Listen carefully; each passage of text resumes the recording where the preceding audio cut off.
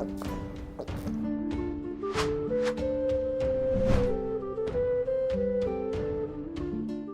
Moin, hallo und herzlich willkommen zu einem neuen Video hier auf meinem Kanal. Heute gibt es hier eine Runde Shakes and Fidget. Wir befinden uns auf EU 19 auf meinem Nekromant.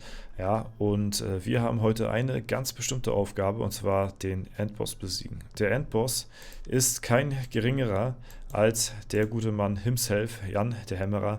Ja, viele Rekorde ranken sich um ihn. Er ist der frühere Endboss gewesen von der allerersten Version des Spiels und war dort halt eben der absolute Endboss. Wenn man ihn besiegt hat, hat man komplett alle Dungeons damals in Shakes and Fidget bezwungen. Heutzutage liegt der Rekord bei 3 Tagen nach Serverstart, SHA-Erstellung. Ja, also die Leute von heute haben ihn nach 3 Tagen bereits schon down bekommen, wo man früher extrem lange für gebraucht hatte, für den Endboss, weil es halt eben der Endboss ist so. Und ja, die Möglichkeiten sind heutzutage andere und es versuchen immer noch Leute, immer wieder seinen Rekord zu knacken und ihn noch schneller zu legen, und deswegen nehmen sich ihn auch viele als Rekord, weil er halt eben der ikonische Endboss von früher gewesen ist, ja. Wir versuchen ihn heute zu besiegen. Wir haben ein paar Chancen. Wir sind jetzt mittlerweile über 1%. Das ist für Jan mehr als gut und vor allen Dingen, ja, ist es jetzt schon fast gar nicht mehr würdig, muss ich sagen, 1,06%. Denn die Leute, die Jan schon früher besiegt haben, beziehungsweise halt eben ein bisschen mehr reinpilzen, die besiegen ihn ja schon deutlich unter 1%. 1% ist trotzdem jetzt nicht viel. Ja, das heißt jetzt nicht, dass der jetzt in den nächsten paar Tries direkt liegt, so. Ne? Ich wollte auch noch ein bisschen warten, bis wir reingehen, aber heute werden wir es tun. Heute ist der Tag. Und ja, nur kurz nochmal so zum Server, wie es hier momentan gerade aussieht. Ja, das sind so die Ränge auf den ersten Plätzen. Ne? Da hat sich jetzt nicht so viel getan. Die Leute leveln langsamer so ein bisschen mit der Zeit. Ne? Und die Pilzhaster sind trotzdem nach wie vor immer noch sehr weit vorne. Ansonsten haben wir jetzt hier mittlerweile fast 80.000 Spieler registriert, was okay ist für EU19, der Server vor EU20, der Hype-Server, wo schon viele drauf warten, und ja, das ist eine okaye Anzahl dafür, dass der nächste Server halt eben so beliebt ist und so viele starke Spieler dort drauf spielen werden. Ansonsten sind wir ja jetzt schon eine Zeit lang aus den Raids raus, haben die schon 50, haben die 50 Raids schon voll, so, das war ein bisschen falsch ausgedrückt gerade, und ja, sind hier jetzt halt eben, seitdem wir die 50 Raids voll haben, dabei die Ehrenhalle zu dominieren. Wir haben uns jetzt kürzlich gerade hochgekämpft, ne? War jetzt nicht ziemlich schwer. Wir hatten jetzt auch einen Fight gegen Pure Game, was ja die Nummer 2 Gilde hier auf dem Server momentan gerade ist. Wenn man hier in die Ehrenhalle guckt, dann sehen wir, dass Pure Game, ja, so vereinzelt hier und da mal ein paar Spieler am Start haben. Wenn man das Durchschnittslevel betrachtet, ist Pure Game, glaube ich, nicht auf Platz 2. Da schauen wir mal kurz rein. Nach den Gilden sortiert. Ne, da haben wir Ready for War, die Deserts und Pure Game dann auf Platz 4 erst. Ne? Nichtsdestotrotz haben wir trotzdem jetzt mal gegen sie gefightet. Ich glaube, das hatten wir noch irgendwo. Ich glaube, das habe ich noch irgendwo in der Post hier. Ja. Oh, sogar relativ frisch gerade. Also zum Zeitpunkt der Aufnahme ist es jetzt gerade 5 Uhr morgens. Ja. Die Uhrzeit ist wieder typisch auf jeden Fall. Und haben eben gerade gegen Pure Game gespielt. Ja. Ist mir gar nicht so richtig aufgefallen, aber wir haben sie auf jeden Fall besiegen können. Ansonsten wären wir nicht auf Platz 1 gelandet. Und ja, wie gesagt, vom Durchschnittslevel her ja, haben wir halt eben auch deutliche Vorteile gegenüber Pure Game. Haben trotzdem das Pilzkatapult aktiviert, so wie ich sehe. Mal gucken, kommen wir noch dran? Es sieht, glaube ich, so aus. Ja, da sind wir. Ne, vom Level her jetzt nicht der allerhöchste. Aber ja, mal gucken, was wir hier ausrichten können im Fight. Fällt mir gerade so auf, noch keinen einzigen Gildenkampf angeguckt. Von meinem Char hier auf EU19. Können wir ja auch mal machen. Beziehungsweise, ja gut, wann sollte ich mir mal einen Gildenkampf anschauen? Wir haben ja nie Gildenkämpfe gemacht bis vor kurzem. Also von daher, ja, macht das natürlich jetzt auch nicht so viel Sinn. Wir waren ja bisher in der Raid-Phase gewesen und die Kämpfe, die wir jetzt gemacht haben, um uns nach oben zu kämpfen, waren jetzt auch nicht die spannendsten, ne? Weil wir noch nicht die heftigsten Gegner hier auf dem Server gehabt haben. Aber auch hier sieht man, oder seht ihr ja, wie viele Spieler wir noch übrig hatten hier. Das ist wirklich krank, ne? Die Gegner sind hier schon durch. Wir sind gerade hier bei unserem 39. Ja, genau, jetzt, das ist hier, glaube ich, der 39. Spieler. Und wir haben ja noch gute 20 Spieler übrig gehabt, die noch hätten rankommen können. Also die Pilzhasser hier auf EU19 wirklich mit Abstand. Wirklich mit Abstand auf Platz 1. Und ja, das ist auf jeden Fall eine sehr, sehr krasse Leistung. Muss man wirklich so festhalten. Grüße gehen raus an die komplette Gilde. Es macht mir wirklich nach wie vor Spaß hier auf dem Server. Wir haben ja auch nicht schlecht performt, sag ich mal. Wir sind nur ein wenig über dem Durchschnittslevel, was wirklich eine kranke Leistung ist, weil wir haben hier ja auch schon gut reingepilzt, ne? Deswegen, das ist auf jeden Fall nicht schlecht. Mal gucken, ob wir die Leistung bzw. das Durchschnittslevel jetzt steigern können, wenn wir gleich den Jan besiegen sollten, ne? Wir können mal gucken, die Mondportal riskiere es nicht. Aber ich mache heute eigentlich keine großartigen Verbesserungen mehr.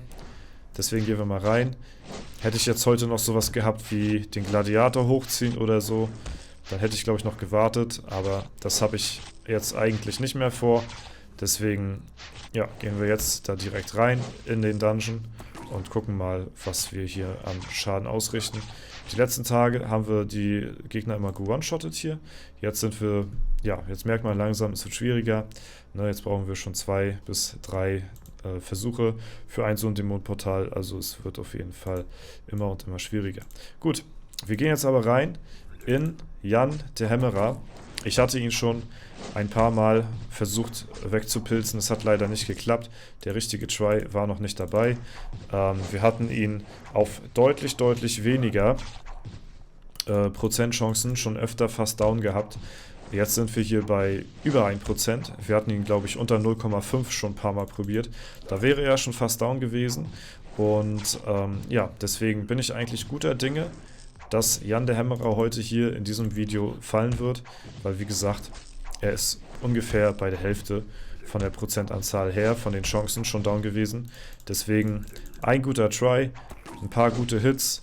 Ja, vielleicht 1, 2 Hound-Crits, die hier so reinscheppern und dann ist das Ding gelaufen. Aber er macht halt eben auch verdammt viel Schaden, der Jan. Das ist nicht ohne, ne? Aber es ist halt der Endboss hier vom 13. Stock. Und ja, der gibt uns natürlich dann auch nochmal ordentlich XP, was natürlich auch schmeckt, ne? Deswegen würde ich mal sagen, ja, pilzen wir mal ein bisschen rein, wir ändern uns mal ein bisschen durch. Und gucken einfach mal, ob jetzt Jan gleich liegt. Ne, ich denke mal wirklich, es sollte nicht lange dauern. Ich hoffe mal, dass ich jetzt hier nicht allzu viele Pilze ausgeben muss, um Jan zu besiegen. Wir haben 2222 gleich am Start. Es sollten eigentlich, also unter 2000 sollte ich hier nie im Leben kommen. Ja? Also statistisch gesehen wäre das ziemlich unlucky, wenn wir über 200 Pilze hier für Jan den Hämmerer ausgeben würden.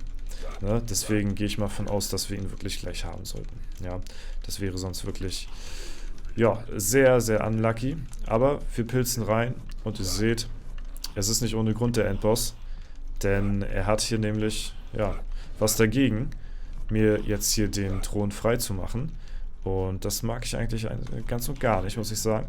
Aber ja, ich habe mir schon gedacht, dass das trotzdem eine Challenge wird, auch wenn er 1% hat. Ich habe ja gesagt, 1% ist jetzt nicht unbedingt viel, ne? Ja, aber heute ist der Tag der Tage, heute wird er down gehen und das auf jeden Fall um jeden Preis. Ich hoffe, es wird nur nicht allzu teuer, ja. Genau, so, ansonsten befindet sich Jan der Hämmerer im 13. Stock. Ich war bei Playa, die haben keinen 13. Stock, also das ist auch irgendwie ein bisschen an den Haaren herbeigezogen, muss ich sagen. Ich weiß nicht, wo dieser Mythos herkommt. Oder Thorsten hat mir irgendwas verheimlicht. Das kann natürlich auch sein. Ja, ich habe aber auch nicht nachgefragt. Habe mich nicht getraut. Wo habt ihr hier eigentlich einen 13. Stock? Jo, da haben wir ihn aber down. Wir haben ein Level Up bekommen. Damit haben wir den nächsten Playa Key, ja, der uns hier zum Hauptquartier führt. Ja, vom 13. Stock zum Playa Hauptquartier. Ne? Und haben somit hier den Gegner besiegt. Jan der Hämmerer ist down. Natürlich gucken wir uns jetzt mal den Kampf an und schauen mal, was wir hier erlangt haben. Wir starten mit einem Hound, Eins hat getroffen und direkt das zweite hinterher. Was nicht crittet, das sind keine guten bisher, aber dann scheppert es hier ordentlich rein und dreimal hintereinander dann das Hound beschworen. Sowas hat es halt auch in der Art und Weise gebraucht. Eigentlich nur zweimal das Hound, ihr habt es ja gesehen, was für Schaden hier durchkommen kann vom Nekromant. Ist halt gestört einfach, ne? Aber ja, ihr habt auch gesehen, dass wenn der halt mal trifft und nicht crittet, der kann auch sehr, sehr, sehr, sehr wenig Schaden raushauen. Also die Spanne hier auch wirklich sehr enorm, muss man so sagen. Und deswegen, ja, ist die Klasse halt eben auch so verdammt random. Da kann man einfach nichts gegen sagen. So, ne? Aber wer es mag, ich finde es ganz interessant auf jeden Fall. Wir haben ein neues Rüstungsteil hier mit XP-Bonus. Okay. Den Stein, den müssen wir uns leider nehmen. Ja, denn schwarze Steine sind hier doch schon große Mangelware, muss man so sagen. Und dann, ja, wir sind schon beim Schmied. Das heißt, wir verstärken das Item noch. Wir hauen hier, ja, wir hauen das Ding mal gleich auf 8 durch. Ne? Machen wir es mal so. Haben wir schon eine Verzauberung noch hier zusätzlich irgendwie am Start? Ne, haben wir nicht. Okay. Und das ist das nächste Item, wo wir eine Rune drauf kriegen. Ich habe tatsächlich ein bisschen angefangen, den Arena Manager zu spielen, aber nicht doll. Also, ne? Ich will nur gucken, dass ich vielleicht so, ja, Lebensenergie-Runen kriege, die 2% haben, anstatt 1% so, ne, dann kann ich mich hier auf 15% Lebensenergie hochstacken, für die Dungeons ist halt gut. Ich brauche halt jetzt nicht sowas wie XP oder Gold, weil ich hier eh nicht langfristig spielen werde, deswegen werde ich mir hier kein Farm-Equipment zulegen, sondern nur PvP-Equipment, beziehungsweise halt eben für die Dungeons, und da versuche ich halt eben das Wichtigste mitzunehmen, und das ist halt eben von den PvE-Runen, beziehungsweise PvP, ne, weil es ja sind ja Leben, aber es ist halt eben, ne, auch für Dungeons gut, ist halt eben das Leben. Widerstände kann man auch mitnehmen, aber Lebensenergie ist dann nochmal ein bisschen wichtiger, und deswegen, genau, das zweite Epic, wo wir hier eine Rune drin haben, machen hier einen Runentausch und ja, tauschen das gegen dieses Item, und jetzt haben wir gleich 1% mehr. Wir achten mal hier drauf, 19,8 auf 20, ja, bisschen mehr Leben am Start. Also das ist auf jeden Fall ganz cool. Das Ding hau ich mal weg hier. Und ja, wie gesagt, Farm-Equipment werde ich mir hier nicht zulegen. So, ich werde Leben stacken und das reicht dann für die Dungeons. Und das ist dann okay. Mehr will ich hier gar nicht erreichen auf dem Server. Jo, genau. 2 Runen haben wir jetzt schon. Ich brauche auf jeden Fall das nächste Mal Epic Event ein paar neue Gegenstände, damit wir hier auch Runen drauf kriegen, weil ja, wir haben auf diesem Equipment halt keine Runen drauf, das heißt, wir können dementsprechend auch keine Runen tauschen. Ne? Deswegen ist das ein bisschen kompliziert. Ja, und damit haben wir Jan der Hämmerer down, und der nächste wäre hier die teuflische Thesi, aber die hat 0,3%, also da erhoffe ich mir eigentlich nicht allzu viel. Ne? Ihr habt ja gesehen, wie viel Jan der Hämmerer geschluckt hat, und der hatte 1% gehabt, deswegen die Thesi werde ich jetzt erstmal getrost ja, so stehen lassen. Ne? Ein guter Try war mal dabei, habt ihr ja gesehen, bis hierhin circa ging der. Ne? Da werden ein paar Hounds durchgekommen sein, aber ansonsten guckt euch die Tries an. Manchmal hat man das Gefühl irgendwie, der Nekromat macht überhaupt keinen Schaden. Hier, guckt ihr das mal an. Gar keinen Schaden gemacht, so, ne? Aber ja, manchmal haut er auch so Treffer raus, wo man sich so denkt, holy shit. Moin, noch so ein Verrückter hier um 5 Uhr morgens. Ja, denkt man sich so, what the fuck, Alter. Das hat jetzt hier mein Nekro rausgehauen? Das gibt's ja gar nicht, ne? Ja, genau. So sieht's aus. Und wir haben ein neues Level geunlockt. Wir sind einen Dungeon weiter. Jan der Hämmerer ist down. Ein ikonischer Gegner, der diese Folge gefallen ist. Damit haben wir den 13. Stock abgeschlossen und beenden die Folge hier auf Stufe 288. Ja, wir bedanken uns mal noch bei der Gilde und moin. Okay, ja, moin. Ich werde nachher gleich schlafen gehen. Ne? Und ja, falls es euch gefallen hat, lasst gerne eine Bewertung, Kommentar dazu da. Ansonsten bedanke ich mich auf jeden Fall fürs Zuschauen und ich verabschiede mich. Haut rein und bis zum nächsten Mal.